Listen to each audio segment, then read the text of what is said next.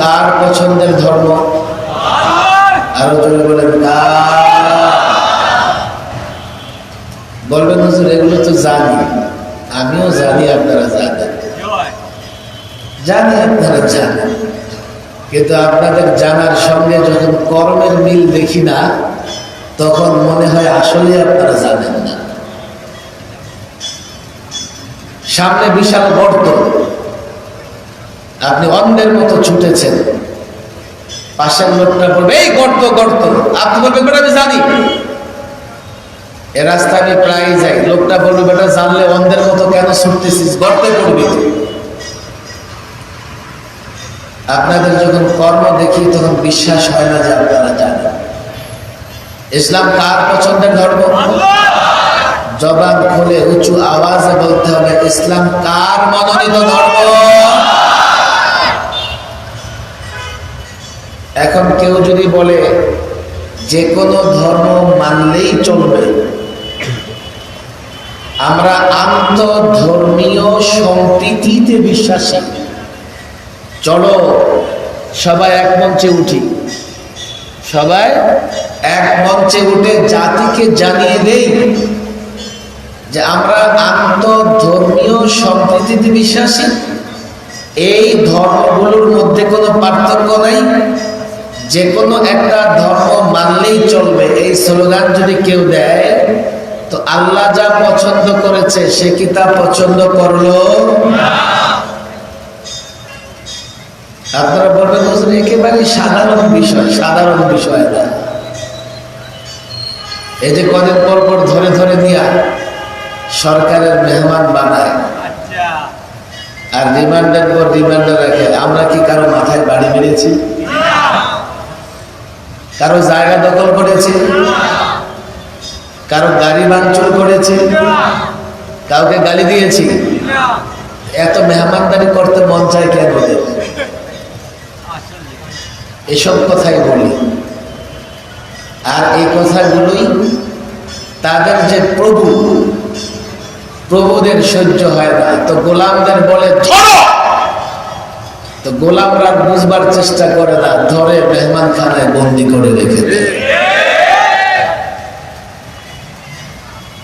দলগত নির্বিশেষে আমার কথাগুলো বোঝার চেষ্টা করেন। আমি যখন ধর্মের কথাগুলো বলি, এগুলো দল এবং রাজনীতির অনেক ঊর্ধ্বে, কথা ঠিক না বেঠিক? আজকে আপনি এ দল করেন, কালকে ও দল করবেন, এই দল থেকে নমিনেশন না দিলে ওই দল থেকে নমিনেশন নেবেন, এমন হয় কি হয় না? পারবেন আজকে এই ধর্ম, কালকে ওই ধর্ম করতে।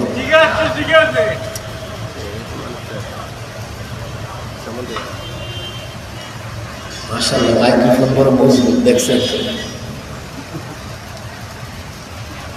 আলাদা করে কথা বলা যাবে না। অনেক শিক্ষিত ভাইয়েরা এখানে আছেন, আমার কথাগুলো বোঝার চেষ্টা করেন। এই ফিতনার কারণে কখন যে আপনার ছেলে নাস্তিক হয়ে যাচ্ছে আপনার কিন্তু খবর নেই। কত সুন্দর বিষয়, চলো সবাই এক মঞ্চে দাঁড়িয়ে একসঙ্গে প্রার্থনা করি, যে কোনো ধর্ম মানলেই তা হয়। আমি কতটা উদার, আমি কতটা সহনশীল, যে কোনো ধর্ম মানলেই হয়, আমি এই কথা বলি। কিন্তু অন্যান্য ধর্মের লোকেরা এই কথা বলে না। আমার গরু জবাই, আমার আজান দেওয়া, আমার নামাজ পড়া, আমার হিজাব পরা, এটা কিন্তু তারা সমর্থন করে না। আমাদের যুবকরা এতটা উদার, ওদের উপাসনালয়ে, ওদের পূজালয়ে, ওদের নানা রকমের অনুষ্ঠানে আমার যুবকরা উদার হয়ে গিয়ে দাঁড়ায় থাকে। ইসলাম কার পছন্দের ধর্ম? মুখ খোলে কার? আল্লাহ যা পছন্দ করেছে তাই আমাদের পছন্দ। এক ব্যতিক্রম পছন্দ হতে পারে না। ইসলাম শব্দের অর্থ কি বলেন? ইসলাম শব্দের অর্থ কি? আত্মসমর্পণ জ্ঞান। মনে হয় কোথাও আমার ওয়াজ শুনে ফেলেছে বা পড়াশোনা আছে যুবকের। বলে অনেকে বলে ইসলাম শব্দের অর্থ শান্তি।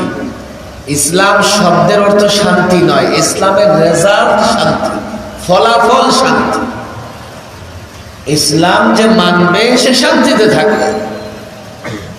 ইসলাম শব্দের অর্থ হচ্ছে আত্মসমর্পণকারী, মস্তক অবনতকারী। আর মস্তক অবনত করা, আর যে মুসলিম তাকে বলি মস্তক অবনতকারী, আত্মসমর্পণকারী।